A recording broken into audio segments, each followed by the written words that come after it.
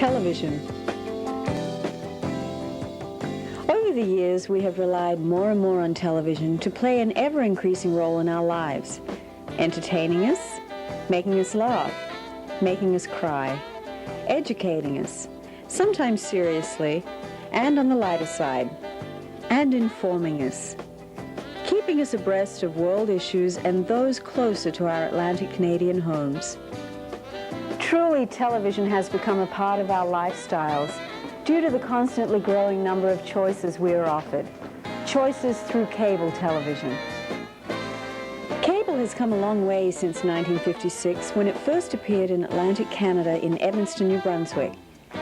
The technology used then to bring in the American networks was very crude compared to the sophistication of today, and the choices were much fewer.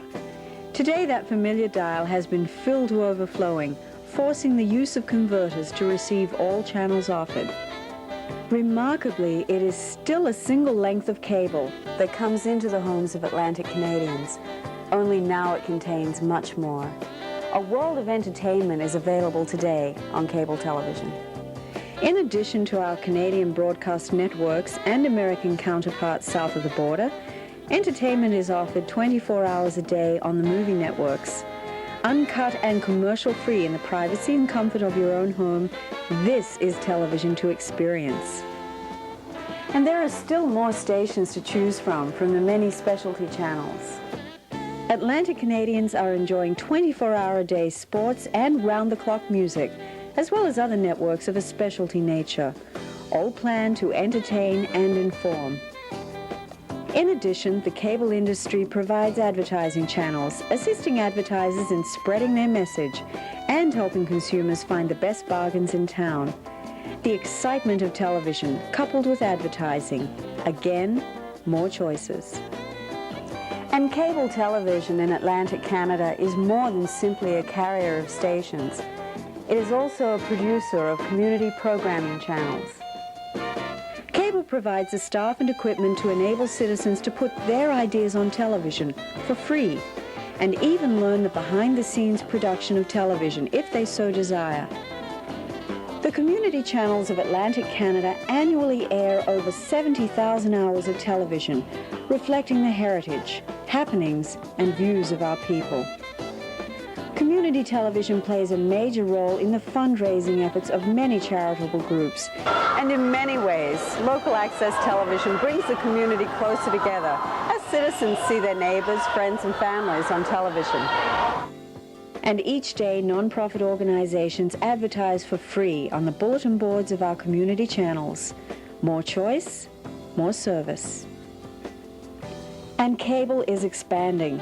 No longer are the towns and cities the only areas to be covered.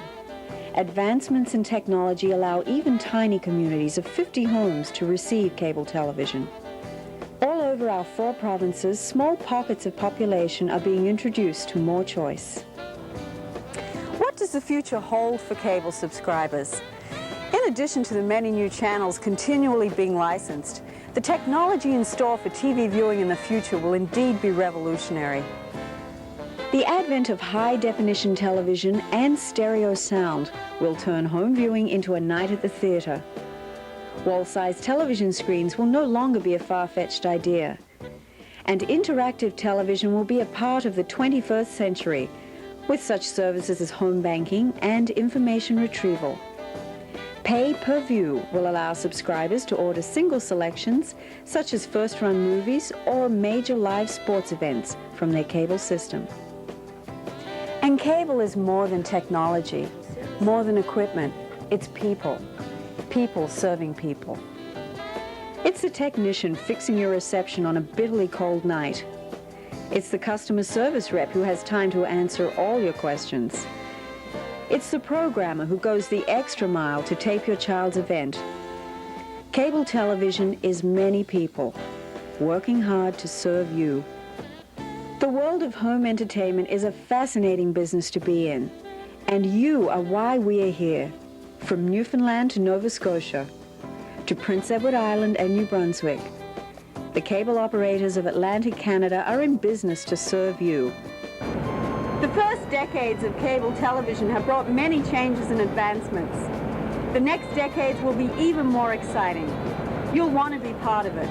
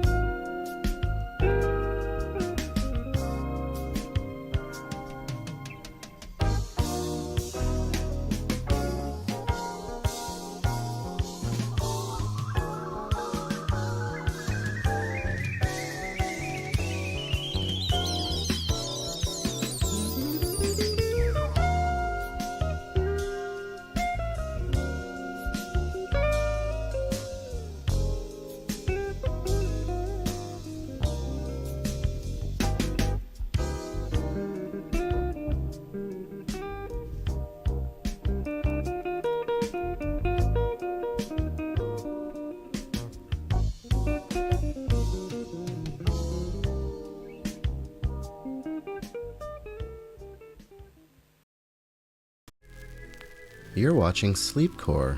Pleasant dreams.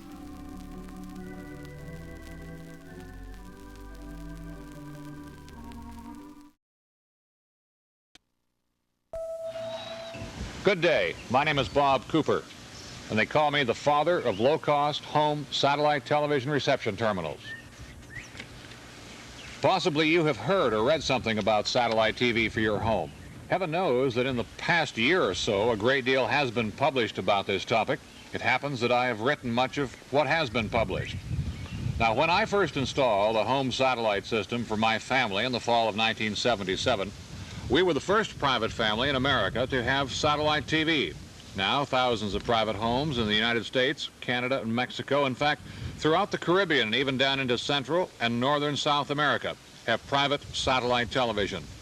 Here in my backyard today, we have some volunteers who are assembling a new 11-foot satellite dish antenna. So let's see what this satellite revolution is all about. A satellite is a large box of electronics and rocketry and solar cells. A typical satellite costs around 25 million American dollars these days. To the cost of the satellite itself must be added another 25 million or so to place the satellite into orbit atop a large rocket. The satellite is sent into a special type of orbit position called geostationary. That means the satellite is sent into a predetermined position directly above the Earth's equator at a precise height of 22,300 miles. Once into position and checked out by ground controllers, the satellite is ready to be used. The latest American and Canadian satellites are capable of transmitting as many as 24 separate television channels back to Earth. And there are 12 separate Canadian and American satellites in operation now, with a total theoretical capacity of 194 different channels of television. Well, satellite television began as a very expensive commercial enterprise. Only very big corporations with hundreds of thousands of dollars to spend could afford to use it. Then some down-to-earth people with a flair for doing things themselves inexpensively started to get into the act. For example, here is the home of Rod Wheeler and his family. They lived in the Canadian Yukon Territory, almost as far north as the Arctic Circle. Yes, that is a satellite television antenna outside their cabin home, and with it, they can enjoy 50 or 60 channels of television way to the north near the Arctic Circle. So what is this satellite television thing all about, and how can you have it in your home today? First of all, you need a special antenna. This huge steel monster is already out of date, although it was the latest in satellite antennas back in 1978 when we first installed it. It's out of date because it is far larger than most people need for high-quality satellite reception today.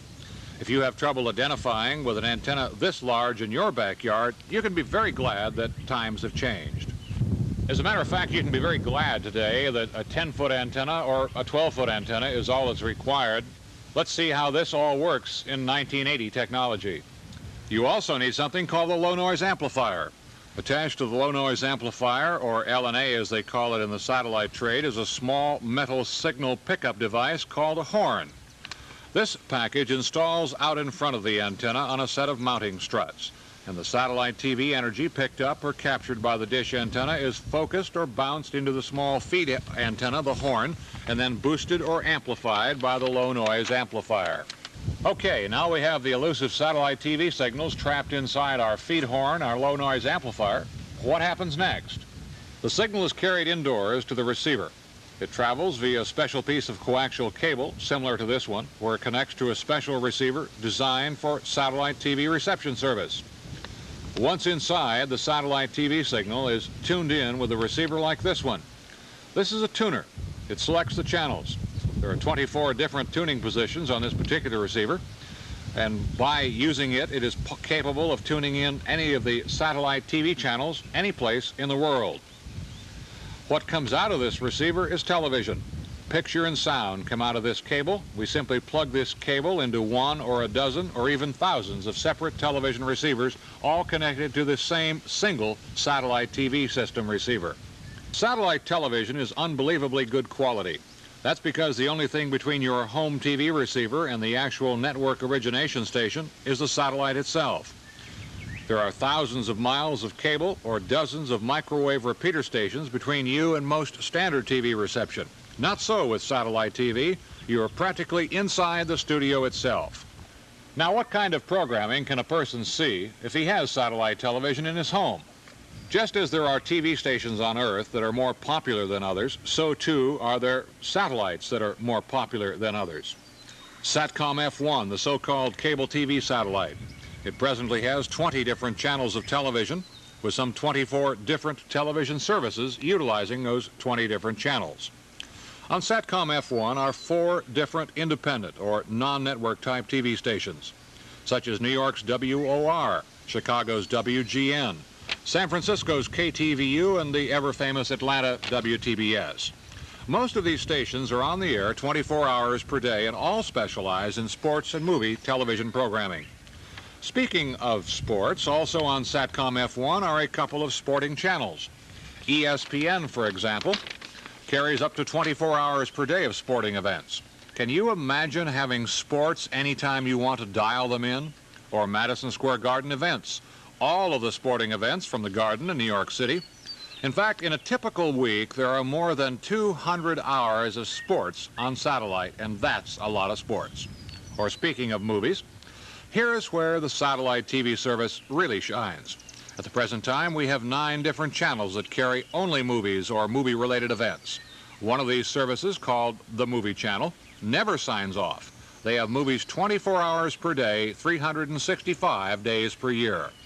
Also, we have Home Box Office, or HBO, Showtime, Take-Two, the Home Theater Network, Galavision.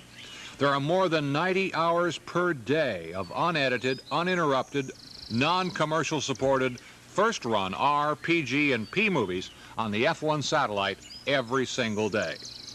News. There's the 24-hour per day cable news network. There's a UPI news service and a Reuters news service. And there is live coverage of the U.S. House of Representatives, a congressional coverage channel. And there is more. There are presently 3 channels of religious family programming on satellite. Each has its own special approach to family viewing. Each is on the air 24 hours per day. Plus, there are special program channels. For example, the Black Entertainment Television Network, the Spanish-language Galavision channel, a 24-hour-a-day satellite program network channel, the ACSN In-Home Vocational Training channel, the Modern Satellite Network channel. The list is almost endless. And that's just with one of the 12 satellites that's currently operating for North America.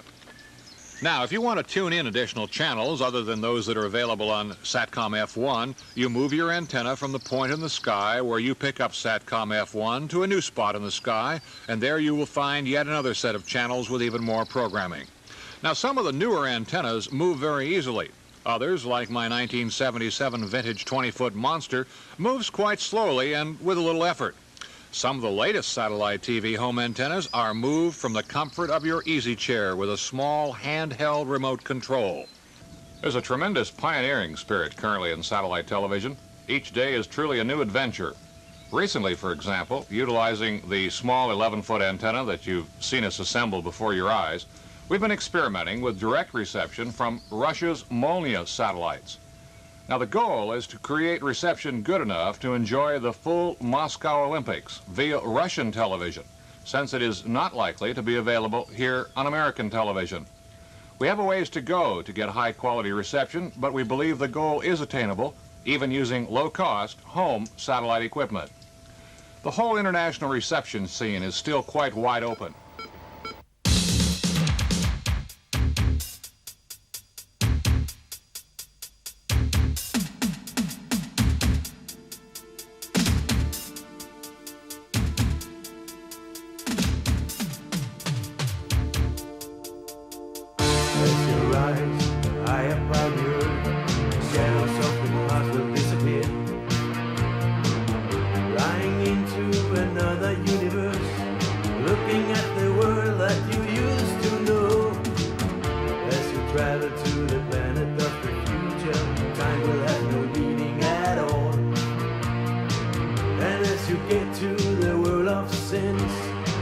Welcome as you look, be happy as you are. Whoa, praise all the creatures, stand in the wind, swallow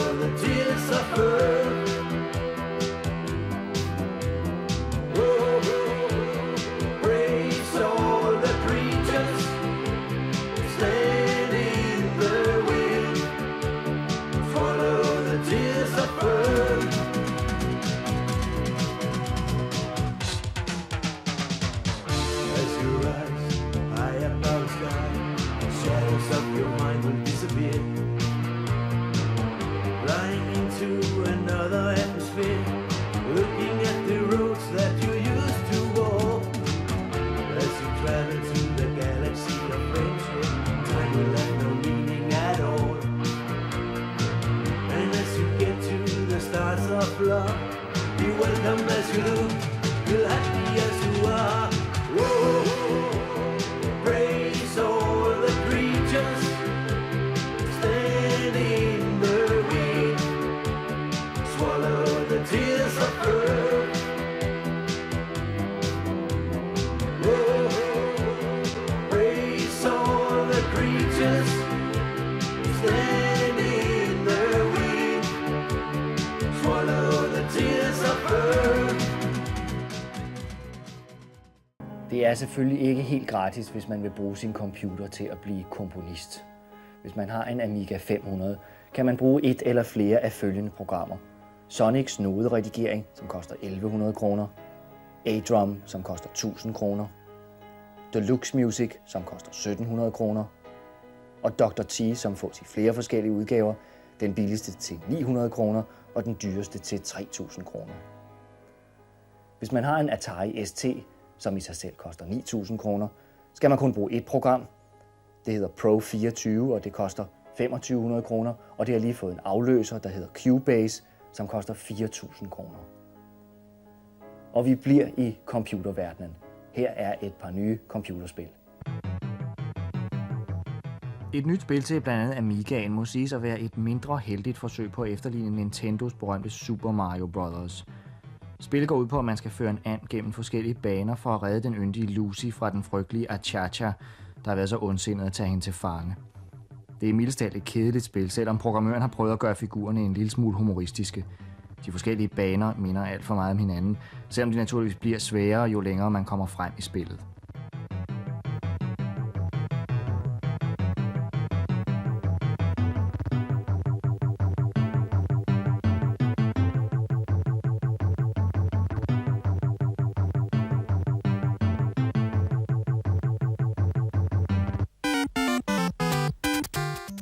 Så er der faktisk meget mere spænding i det originale Super Mario, som nu har fået en efterfølger, der hedder Super Mario 2 til Nintendo-boksen. Grafikken er pudsy og anderledes, og i stedet for at skulle undgå fjenderne, skal Super Mario forbi dem ved at kaste ting og sager efter dem. Ting, som man kan samle op eller hive op af jorden.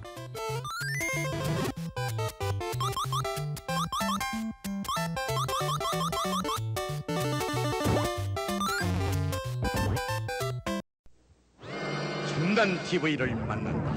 금성 미라클 알파.